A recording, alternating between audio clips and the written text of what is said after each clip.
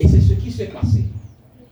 Voilà, parce que, vous regardez donc, verset 4, c'est exactement ce que le verset 4 a saisi. Il dit, de même mes frères, vous aussi, vous avez été par le corps de Christ mis à mort. Vous avez été par le corps de Christ mis à mort. Vous étiez en Christ quand il mourait. Vous mouriez aussi. Votre vieil homme mourait aussi. Le vieil homme qui était marié à la loi, il mourait. Poursuivons. Il dit, vous avez été mis à mort en ce qui concerne la loi pour que vous apparteniez à un autre, pour que vous puissiez épouser un autre mari. Et cet autre mari-là, c'est Christ. Nous sommes morts à la loi pour épouser un autre mari. Christ est la grâce qu'il est venu nous apporter.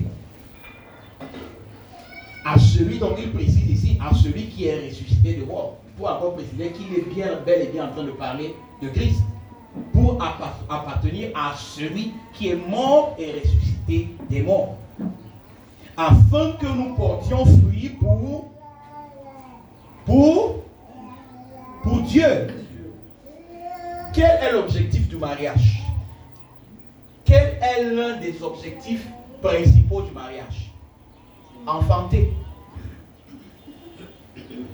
L'enfantement n'est pas une option dans le mariage.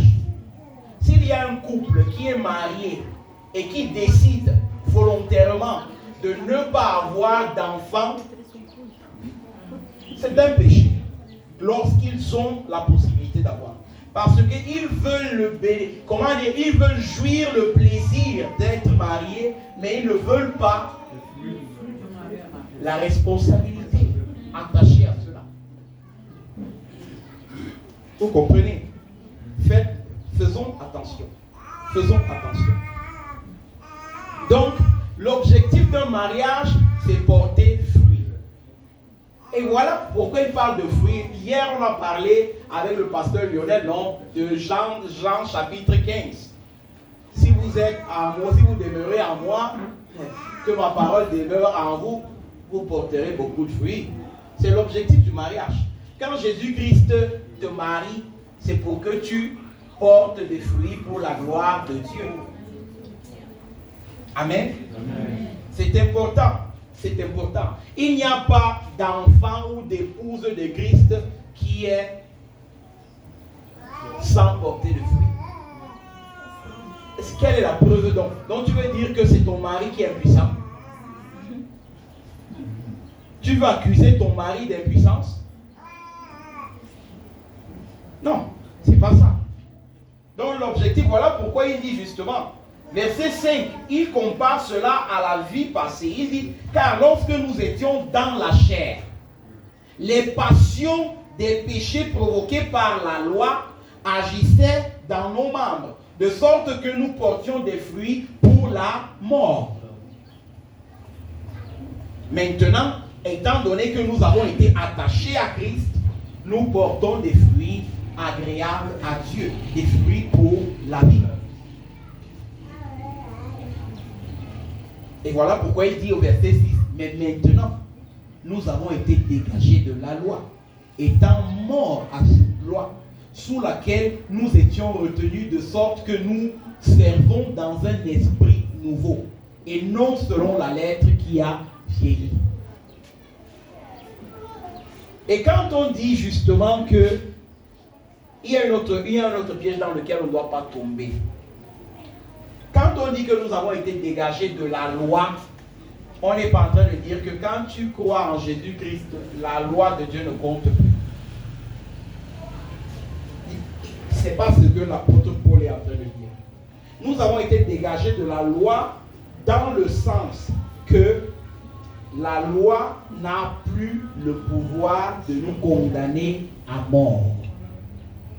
La loi n'a plus le pouvoir de nous dire que tu ne peux faire rien du tout qui plaise à Dieu. C'est seulement dans ce sens. Pourquoi Jésus-Christ donc disait, vous êtes mes disciples, obéissez à mes commandements. De quel commandement il parlait? Justement. Ne trahisons pas la grâce de Dieu. Ne trahisons pas la grâce de Dieu. Donc la démonstration que nous sommes disciples de Christ, c'est que nous marchons en nous conformant à la loi de Dieu. Amen. Ok, poursuivons la lecture dans notre texte de Romains 7. Verset 7. Que dirons-nous donc? La loi est-elle péché? Mais pourquoi il dit que dirons-nous donc? Parce qu'il dit au verset 6 que la loi, a réveillé les péchés, les passions pécheresses en nous. Et vous vous rappelez de l'exemple que je vous ai fait précédemment, que la loi a un effet multiplicateur quand elle rencontre des hommes pécheurs. La loi a un effet multiplicateur quand elle rencontre des hommes pécheurs. Parce que le simple fait que la loi dise ne fais pas, l'homme pécheur dans sa corruption fait. Ça le stimule à transgresser. Parce qu'il est corrompu dans sa nature. Voilà pourquoi il dit, il va dire ailleurs. Donc regardez, poursuivons le texte. Il dit justement, il fait cette affirmation-là pour dire une chose. Il dit, ce n'est pas que la loi en elle est mauvaise. Le problème n'est pas la loi. Lorsque elle ranime en nous des passions pécheresses. Le problème, c'est nous. Ce n'est pas la loi. La loi est juste. Elle est parfaite. Parce que c'est la loi de Dieu. La loi a la nature de celui qui la donne. La loi est juste, parfaite, sainte. C'est important. Ce n'est pas que Dieu est séparé de sa loi. C'est Dieu qui a donné la loi pour révéler son caractère, pour révéler le Dieu saint, juste, pur, qui ne tolère pas le péché. Poursuivons la lecture. Donc, verset 7. Que dirons-nous donc? La loi est-elle péché? Loin de là. Encore toutes ces paroles-là, loin de là. Il dit que ça ne nous passe même pas un peu par la tête. Quand il dit loin de là, nous n'y pensons même pas. C'est quelque chose de répugnant. Y penser. Mais il ajoute donc la fonction que la loi a. Il dit, mais je n'ai connu le péché que par la loi. C'est la loi qui a révélé mon péché. C'est ça son rôle. Parce que s'il n'y avait pas de loi, je n'allais pas comprendre mon péché et mon besoin de salut. Voilà pourquoi il dit ici, car je n'aurais pas connu la convoitise si la loi lui dit, tu ne convoiteras point. Et il dit maintenant, le problème, il dit au verset 8, et le péché, saisissant l'occasion, produisit en moi, le péché qui habite en moi, saisissant l'occasion, saisissant le biais de la loi du commandement, produisit en moi toutes sortes de convoitises. Pour le simple fait que la loi a dit tu ne convoiteras pas, le péché qui habite en moi a commencé à chercher la convoitise et à la satisfaire encore plus. Le fait multiplicateur. Poursuivons la lecture. Et quand il a produit, donc regardez, il produisit par le commandement toutes sortes de convoitises. Car la loi, sans la loi, le péché est mort. Oui, le péché, comment dire, n'est pas reconnu pour sa gravité lorsqu'il n'y a pas de loi. Lorsqu'il n'y a pas de loi, le péché n'est pas reconnu comme tel. Dans sa gravité, dans son essence. Ok. Maintenant, regardons le témoignage de Paul. Soyons un peu attentifs ici. Soyons attentifs à ce qu'il va dire. Verset 9. L'apôtre Paul dit, pour moi, Étant autrefois sans loi, je vivais. Qu'est-ce qu'il est en train de dire ici? Pourquoi l'apôtre Paul dit qu'il était autrefois sans loi et qu'il vivait? Quelqu'un a une idée? Dans quel sens l'apôtre Paul dit qu'il était autrefois sans loi?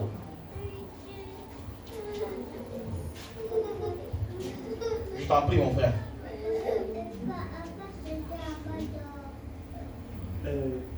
L'apôtre Paul dit qu'ils étaient autrefois sans loi. Moi, ça me renvoie au temps des peuples Israël en Égypte où c'est après que Moïse soit allé au mont Sinaï qu'il a reçu, après qu'il ait sauvé le peuple, que Dieu a présenté dans la loi en ce moment. Oui. Donc la loi a existé en ce moment. Oui, mais le problème c'est que est-ce que Paul était là au temps de Moïse? Non. Paul parle, il est en train de parler de lui, de lui-même. Il ne parle pas du peuple. Ok. Il parle de lui. Paul, il disait qu'il était un pharisien, non? Paul était un pharisien. Il a étudié dans l'école de Gamaliel, sous son aile. Donc, c'était quelqu'un qui étudiait la loi. Mais pourquoi il dit qu'il était autrefois sans loi? Non, l'observant, c'était quelqu'un qui étudiait la loi. Je t'en prie, ma soeur. On comprend ici qu'il dit qu'avant, il ne vivait pas sous la loi. Il ne regardait même pas la loi. Il vivait juste normalement. En réalité, ce n'est pas exactement cela. Parce que Paul, il veut tout simplement dire ici, il avait la loi, mais il ne comprenait pas les termes exacts de la loi. Il essayait d'être justifié par les œuvres de la loi. Et quelqu'un qui a la loi et il essaye d'être justifié par les œuvres de la loi, il est comme s'il était hors la loi. Il n'avait pas de loi. Il ne comprenait pas la loi. C'est exactement ce qu'il est en train de dire ici. Quand je ne comprenais pas encore bien ce que la loi demandait, je pensais vivre. Je pensais que mes œuvres de pharisien, mon assiduité, ma rigueur, tout cela était vie, quand en réalité c'était mort. Et il va le dire par la suite, verset 10. Non, pardon, verset 9. Toujours le verset 9. Et il dit, mais quand le commandement vint, le péché reprit vie. Et moi, je mourus. Il dit, mais quand j'ai commencé à comprendre les termes de la loi, j'ai compris combien était profond mon péché. Et j'ai compris que moi qui prétendais vivre en réalité, j'étais mort.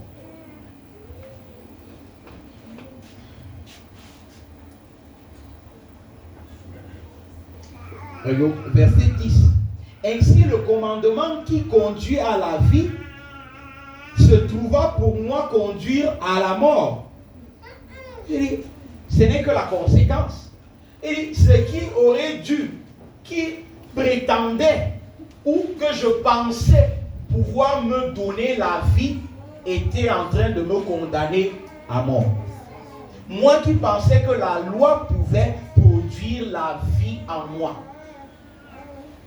Et quand je me suis rendu compte du vrai objectif de la loi, j'ai compris que c'était en fait une déclaration de mort qu'elle prononçait sur moi. Il ajoute, verset 11, car le péché saisissant l'occasion, me séduisit par le commandement et par lui me fit mourir. Il ajoute encore au verset 12, mais quel est le problème? Le problème c'est la loi ou le problème c'est moi?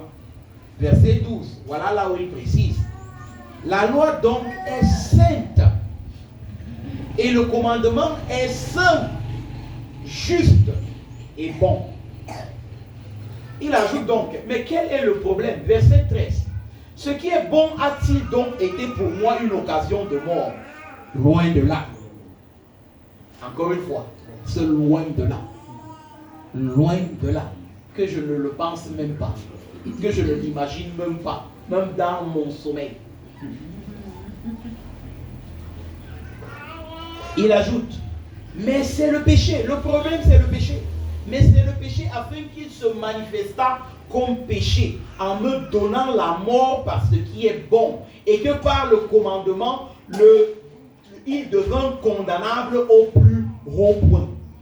Il dit en quelque sorte que le péché est devenu encore beaucoup. J'ai commencé à comprendre la profondeur du péché par le commandement. Que mon péché ne faisait qu'en quelque sorte être manifeste et à mes yeux ne faisait que, comment dire, être quelque chose d'énorme, un fardeau. Et c'est ce que la loi fait quand elle t'ouvre les yeux à la nature du péché et à la profondeur du péché. Ce n'est pas comme tout le monde dehors dit, je sais que tout le monde est pécheur. Ce n'est pas ça, comprendre la gravité du péché. Et il n'y a que la loi pour justement nous faire comprendre. Et si vous voulez encore mieux comprendre la gravité du péché, allez lire également, non seulement les conséquences dans la vie pour le peuple d'Israël. Quand Dieu a donné sa loi, il a aussi donné des condamnations à appliquer. Quand il dit par exemple, les enfants qui sont rebelles méritent la mort, qu'on doit les lapider, ça peut sembler quelque chose d'un autre temps. Ça nous permet de comprendre combien le péché est grave aux yeux de Dieu. Et ça, c'est seulement, on est en train de parler seulement des conséquences humaines, dans cette vie.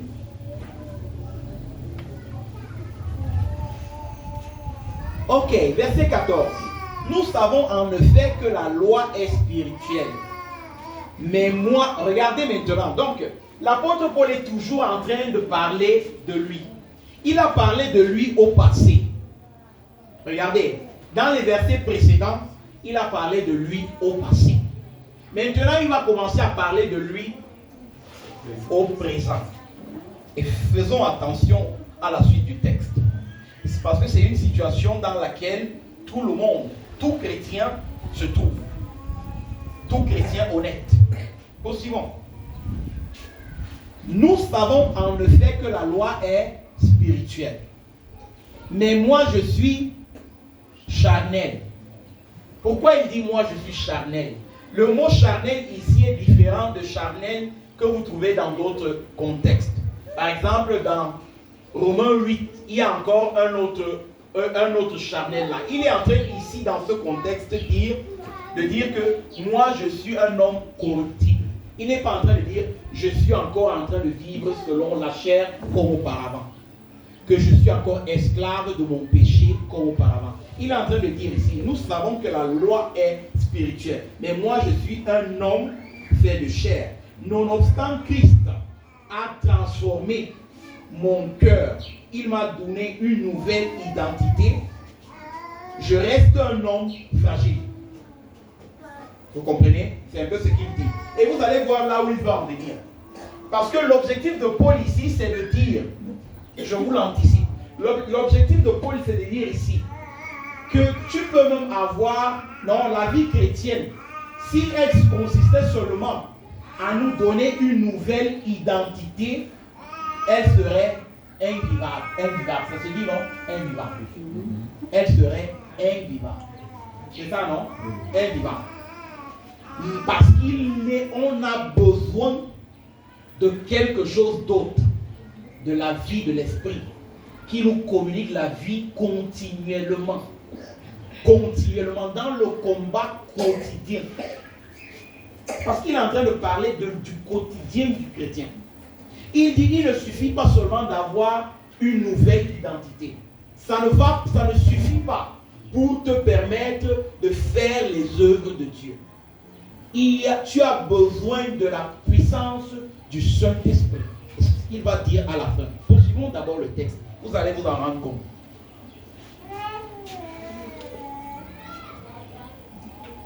Donc, nous sommes au verset 15. Regardez bien le langage de Paul. Et dites-moi si c'est le langage de quelqu'un qui est encore esclave de ses péchés. Verset 15. Car je ne sais pas ce que je fais. Je ne fais point ce que je veux. Et je fais ce que je hais. Comment quelqu'un qui est esclave de son péché peut dire qu'il fait ce qu'il hait? Comment? Celui qui est esclave de son péché prend plaisir dans son péché. C'est sa nature. C'est ce qu'il aime. C'est son identité. Il ne peut pas dire que on ne peut pas arriver à une conclusion que non, il est en train de parler de la vie qu'il menait avant. Non. Quand tu as une nouvelle vie, il y a de nouveaux désirs en toi. Le signe de la nouvelle naissance, ce sont les nouveaux désirs qui sont produits en nous. Le désir de sainteté, de justice. La justice que nous ne recherchions pas auparavant devient notre priorité. Le péché que nous chérissions auparavant devient la chose la plus dégoûtante. C'est ça la preuve que tu es né de nouveau. Il n'y a pas d'autre preuve.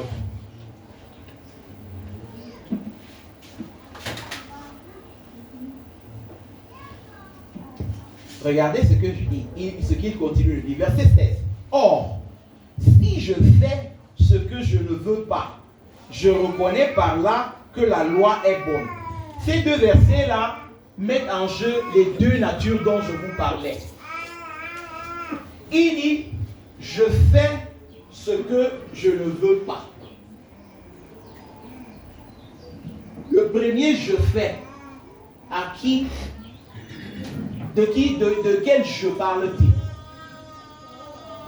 Je fais ce que je ne veux pas. Sa chair, le vieil homme, la nature charnelle qui est encore en lui.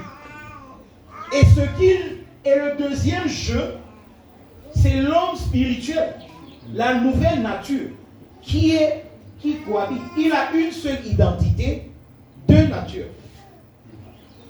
Vous voyez? Une seule identité, deux natures. Regardez au verset 17, ça va encore être beaucoup plus clair. Et maintenant, donc il dit, or si je fais ce que je ne veux pas, je reconnais par là que la loi est bonne. Et maintenant, ce n'est plus moi qui le fais. Il dit, ce n'est plus moi qui le fais. Quelqu'un pourrait dire que c'est un peu comme je disais tantôt, frère, un peu comme quand on va voler, on dit que non, c'est maman qui a volé, ce n'est pas moi. Ce n'est pas ce que Paul est en train de vouloir dire ici. Il n'est pas en train de vouloir dire, il est toujours en train de se référer aux deux natures. Vous comprenez? Il est en train de dire, il dit, ce n'est plus moi, ce n'est plus moi, ma nouvelle identité, attachée à ma nouvelle nature. Ce n'est plus moi qui le fais. Mais c'est le péché qui habite en moi. Et il va préciser, quand il dit c'est le péché qui habite en moi, il va préciser où. Poursuivons la lecture, verset 18. Regardez donc ce qu'il dit encore au verset 18. Ce qui est bon, je le sais, n'habite pas en moi. Ce qui est bon, je le sais, n'habite pas en moi. Et maintenant, il va nous préciser de quel moi il parle. Que dit le verset par la suite? C'est-à-dire dans ma chair. Je vous ai dit au début de l'enseignement que le Seigneur Jésus n'est pas venu pour acheter notre chair. Il n'est pas venu réformer la chair. Il est venu crucifier la chair. Donc, arrêtons de vouloir, spiritualiser la chair. La chair est chair. Elle a toujours les désirs contraires à ceux de l'esprit, à ceux de Dieu. Ok? Poursuivons la lecture. Il dit, j'ai la volonté, mais non le pouvoir de faire le bien. Il est en train de parler de quelqu'un qui n'a pas encore réalisé qui ne réalise pas encore la puissance du Saint-Esprit. J'ai une nouvelle nature, j'ai une nouvelle identité. Mais lorsque je désire vivre selon ma nouvelle nature, ma nouvelle identité, il y a quelque chose qui s'oppose, la chair.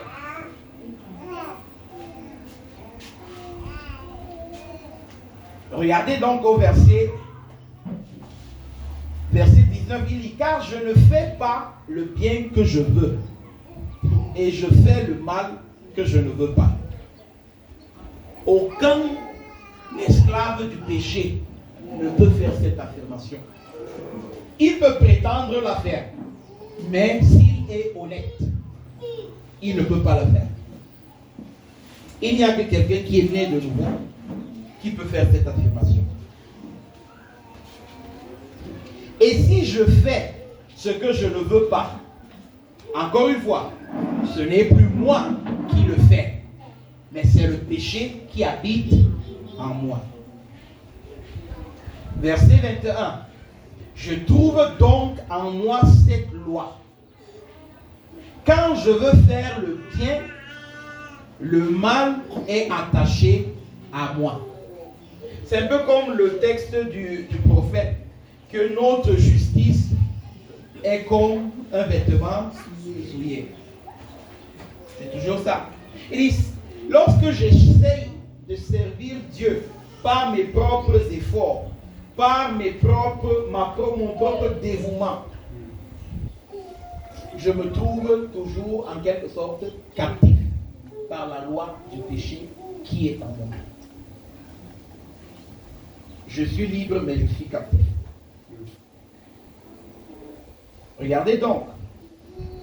Je trouve donc en moi cette loi. Quand je veux faire le bien, le mal est attaché à moi. Car je prends plaisir à la loi de Dieu selon l'homme intérieur, selon l'homme nouveau, l'homme qui ne se corrompt pas, le nouvel homme qui a été formé.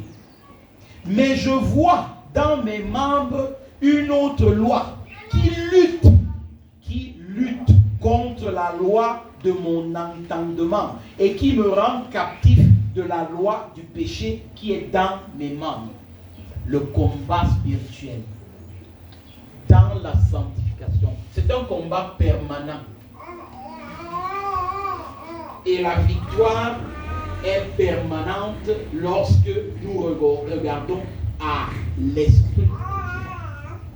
Parce que c'est un combat, comment dire, que tant que nous ne nous focalisons pas sur l'esprit, nous sommes toujours, comment dire, oui, nous sommes toujours déboussolés. Et ici, il n'y a pas, je suis chrétien depuis 20 ans, 30 ans. C'est un problème qui nous concerne. Chaque fois que nous nous détachons de l'esprit, nous détournons le regard de la marche par l'esprit, nous marchons selon la chair.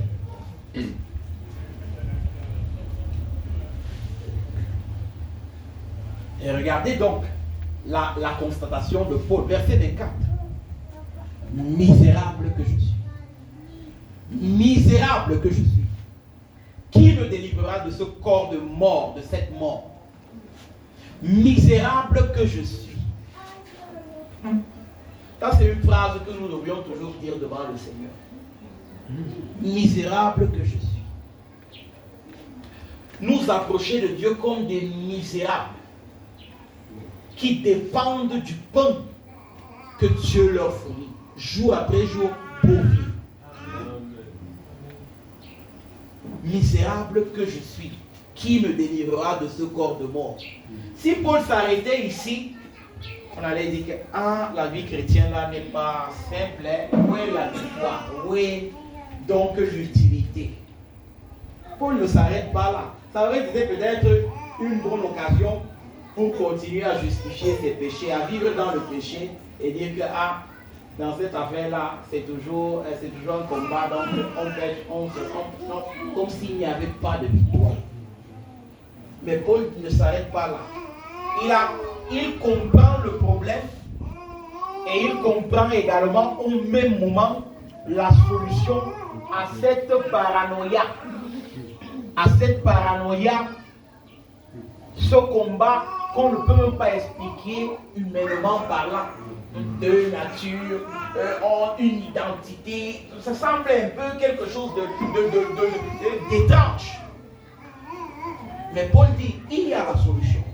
Mais il dit, il identifie le problème. Il dit, tant que je vais m'approcher par mes efforts, par mon vouloir et ça ne pourra jamais marcher. Verset 25, grâce soit rendue à Dieu. Amen. Par Jésus-Christ, notre Seigneur. Il dit, la solution à mon problème, à ce combat, grâce soit rendue à Dieu par notre Seigneur Jésus-Christ.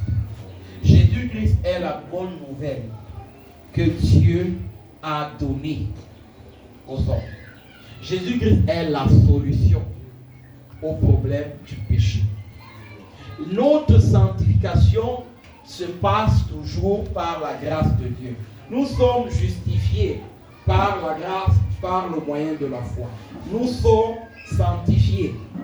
J'ai même peut-être mal formulé. Nous avons été justifiés par la foi, par le moyen de la grâce, ou vice-versa. On peut même changer, ça ne change rien.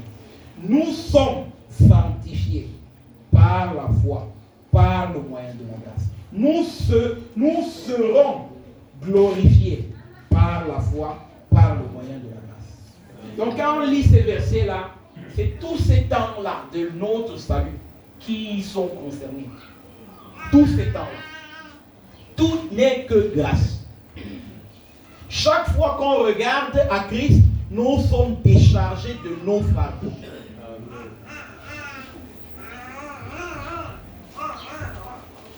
Il dit, grâce soit rendue à Dieu par Jésus-Christ notre Seigneur. Ainsi donc, moi-même, je suis par l'entendement esclave de la loi de Dieu et je suis par la chair esclave de la loi du péché.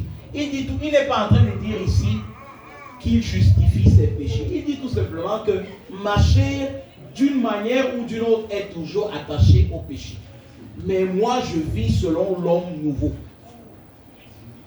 Je m'accapare des bénédictions que Dieu a pourvues pour l'homme nouveau. Il y a une possibilité pour l'homme nouveau de vivre de manière agréable à Dieu, nonobstant encore la présence de la chair.